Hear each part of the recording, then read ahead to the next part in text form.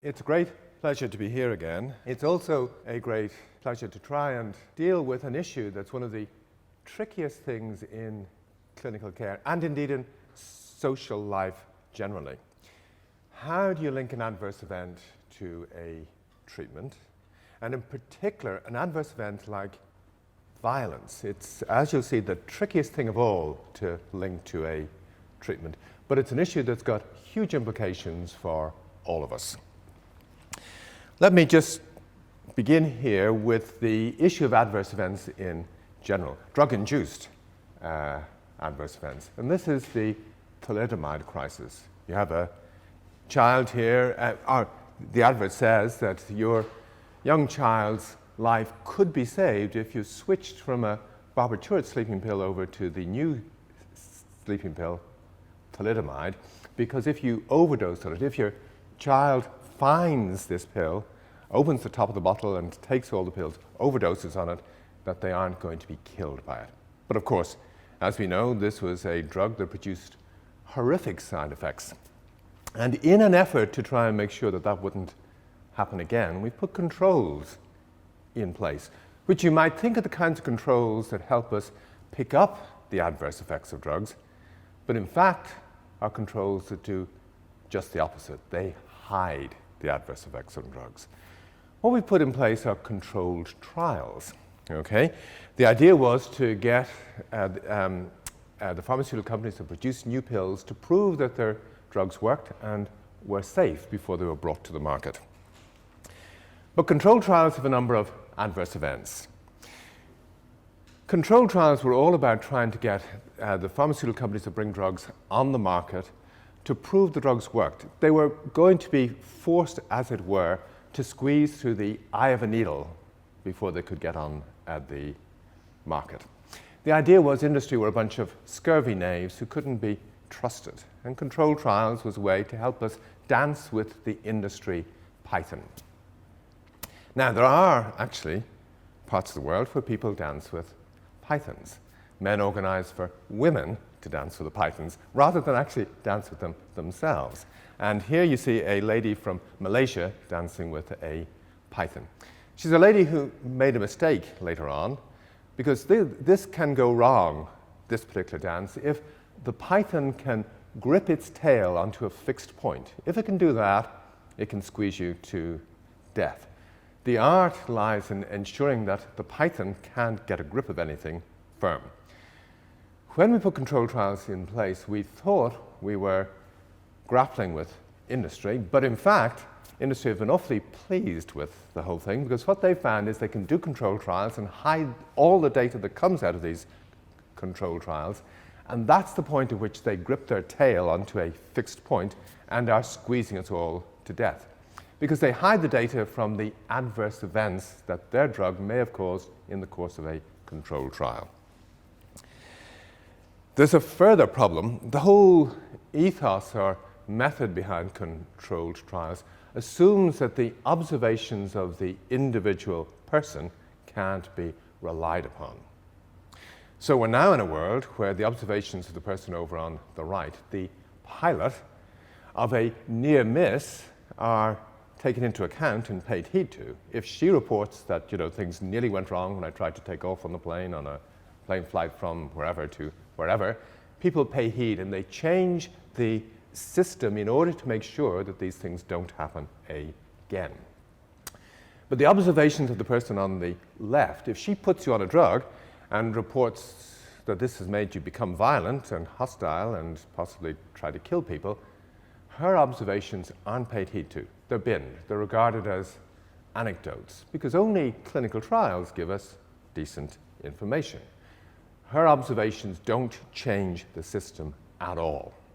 Okay, and that's one of the adverse effects we have from controlled trials. There's a further problem. We're in a world where the regulators and companies are very, very slow to ever say a drug has caused any problem at all. In the case of thalidomide, far from conceding that the drug caused children to be born armless and limbless, the regulatory response was, well, we don't know for sure that this drug hasn't prevented spontaneous miscarriages. It could have been that these children were going to be born anyway, or were going to have no arms and legs anyway, but wouldn't have been born because they'd have been miscarried. But this drug has prevented the spontaneous miscarriage, so now they're born, in which case the drug wouldn't have caused their armlessness and leglessness. This isn't just an argument from 1962. This drug remains on the market today in many different countries worldwide, it and variants of it. This is a photograph that's not from 1962. This is Brazil 10 years ago, where over 1,000 children have been born armless and limbless on this drug.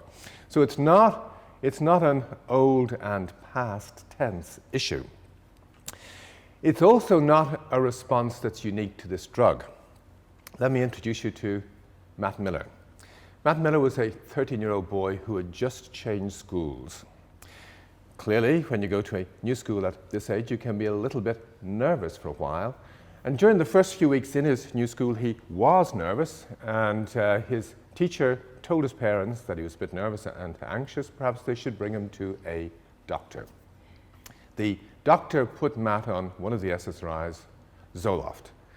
And a week after he went on this, he went into the bathroom between his parents' bedroom and his bedroom and hung himself. Frequently, when you hang yourself on drugs like the SSRIs, you're not absolutely certain you're going to kill yourself. You're toying with the idea. And one of the things you'll do is you'll put a noose around your neck and press against it. And if you do that, you can accidentally press on the carotid bodies, which cause you to lose consciousness, to slip forward and hang yourself. So a lot of people who hang themselves on SSRI drugs hang themselves kneeling, which led to the response from the company that made this drug and regulators was, well, we don't know that this isn't autoerotic asphyxiation gone wrong in a 13-year-old boy. We're not going to conclude that the drug has caused him to commit suicide.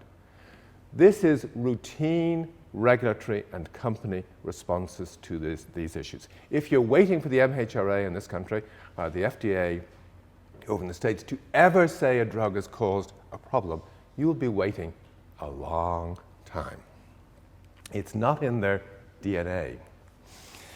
And there's a further problem. Now, this could be any adverse effect at all. This is an email from a woman 12 years ago to GSK.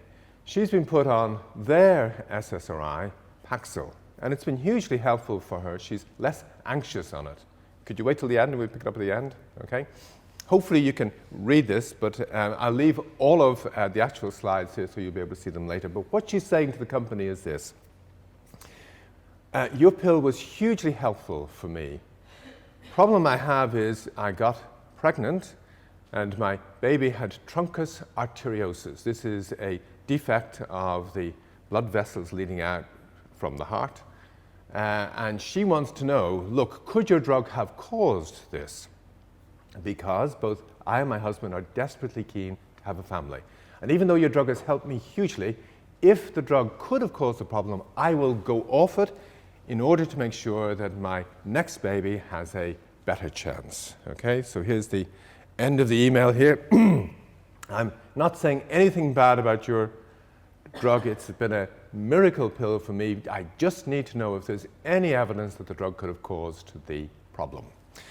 The response from the company, this could have been the same if you'd got in touch with them trying to say, look, could your drug have caused me to become violent and kill my children or whatever? The response would have been the same, which is they're directing her to the product information sheet for the drug, and they wanted to go back to her doctor, who at the time was being told actively by GSK that their drug is the best drug to give to women of childbearing years, that there's no risk that it could cause any birth defects at all, just as they would have said there's no risk that it could cause you to become violent or whatever.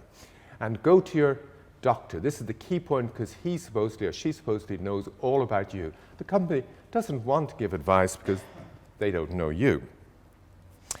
So whether this gets through to her or not, I'm not sure.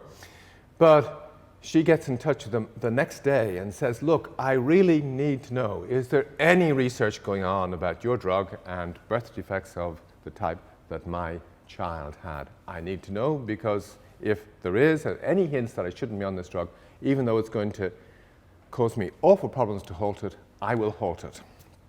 Now,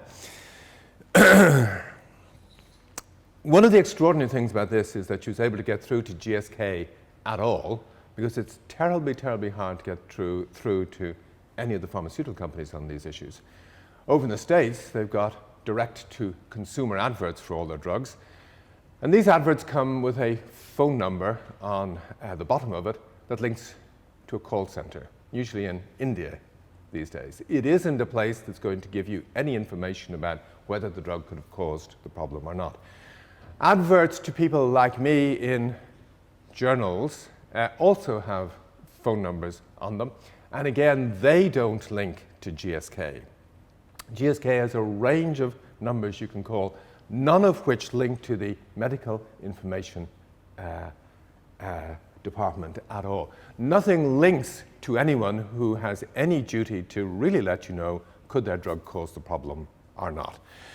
These days, GSK will do a thing that they didn't do back then, which is they'll divert this particular woman or you to report to MHRA or FDA over in the States. And this sounds good, I'm sure, to all of you, which is don't report to us, the company, we've got a vested interest, report to the regulator. But in fact, the company has a legal duty to follow you up if problems go wrong on a pill. FDA don't. So when they divert your reports to FDA, what they're doing is they're reducing their costs, they're reducing their legal liability, and they're reducing the status of your report to an anecdote. If they follow you up, it may become an awful lot clearer that actually the drug did cause the problem. They have a duty to follow you up, as I said, and the lady got through to GSK, so they followed her up. Here's a note that went out to her. It didn't actually get to her, we know that. One of the tricky problems she had was she lived in a terribly Christian community over in the States, one where it would not have been a good idea to have a termination. Raising the issue at all for her must have been a terribly tricky problem. Having a termination must have been a terribly tricky problem. This note from GSK will have been all about trying to get in touch with her OBGYN in order to find out could there have been any other reason that could have caused the birth defect that her baby had. It's not really about trying to find out did their drug cause the problem or not. But the note didn't get to her. Now, I said to you that they've got a duty, nevertheless, to work out did their drug cause a problem. And this could have been you if you'd been put on their drug and murdered your children or your best friend or whatever. They'll have to, if they get a report, they have to determine if their drug's unrelated to the problem or not, are unlikely to be linked to the problem or not, or whether it's possible that it could be linked or probable that it could be linked or almost certain that it was linked. In this lady's case, they decided it was almost certain that the drug had caused the problem. In your case, they could have decided that it was almost certain that their SSRI caused you to murder your children, but they wouldn't tell you. In public, they will say there is no evidence that our drug causes birth defects, even though this drug is now known to cause birth defects. Not just her birth defects, but birth defects in general. And equally, they would say there's no evidence that our drug causes people to become violent. And that's true for all companies. It's not just a GSK issue. If you're a doctor, you have no rights to find out what the data shows. If you're a patient, you've got no rights to find out what the data shows.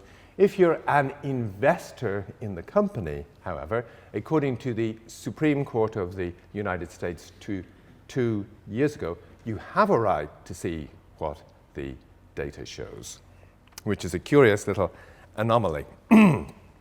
Just to come back, one more point before we get into the meat of the issues that have us, or have me here at least, which is we put controlled trials in place to try and make sure problems like this couldn't happen again. We put them in place in 1962.